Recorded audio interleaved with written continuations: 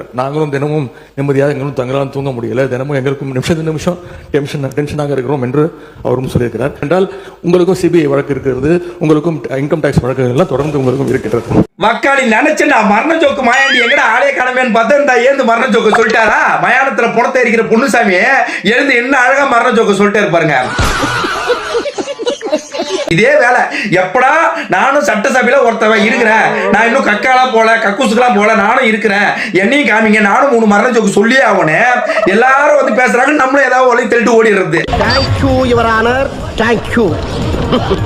பொண்ணுசாமியா புற தெரியுற பொண்ணுசாமி இங்க வாப்பா, இங்க மரண ஜோக்கு மாயாண்டி.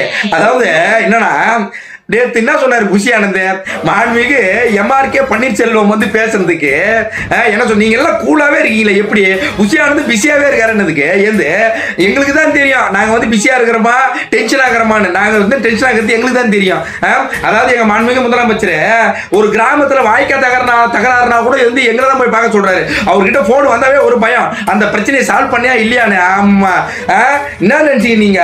ஆனா எங்க நதியான போன் போச்சுன்னு வச்சுக்கா, நிவேதா எங்க இருக்கிறாங்க, அவங்க தொடை எங்க இருக்கு, நான் தொடைக்கு ரீபோஸ்ட் அடிக்கணும், அவங்க எங்க இருக்காங்களோ அதுக்கு ஒரு ஃளைட்ட போடு, துபாயா இருந்தா துபாய்க்கு ஒரு ஃளைட்ட போடு.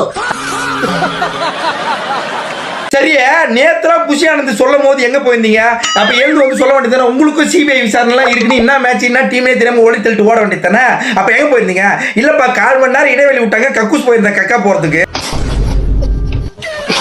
அப்படின்னு வந்து சொல்லியிருப்பாரு. எங்கனே காண நேற்று ஃபுல்லாக தூங்கி இருந்து புட்டு எதையாவது ஒன்று உளரணுமே, எதையாவது ஒன்று பேசணுமே. இன்னைக்கு இருந்து அவர் தான் சொன்னாரு, எங்க முதலமைச்சர் ஸ்ட்ரிக்டா இருக்காரு, எங்களை வந்து சின்ன ப்ராப்ளம்னா கூட போய் பார்க்க சொல்லியிருக்காருன்றதுக்கு அவர் சொல்லியிருக்காரு. இவரு இல்லை உங்களுக்கு சிபிஐ விசாரணை இருக்கு, எதுக்கு பைத்தியா உட்காரு அப்படின்னு பின்னாடி எவனா சொல்லியிருப்பான் கடை ஓடி தொண்டை.